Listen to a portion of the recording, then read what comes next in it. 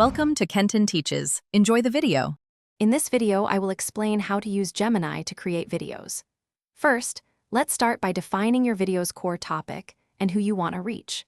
Then, use Gemini to brainstorm a wide range of content angles and unique storytelling ideas. You can also ask Gemini to generate several compelling video titles and engaging hooks to capture your audience's attention right from the start. This initial step is crucial for a strong foundation. Once your idea is solid, it's time to craft the script. Give Gemini your chosen topic and specify your desired video length, perhaps around 5 to 10 minutes. Then, request a detailed video outline, including all key segments and smooth transitions. Finally, have Gemini write a full script for you, ensuring it has a conversational and clear tone that resonates with your viewers. This saves significant time. With your script ready, focus on the visuals and production.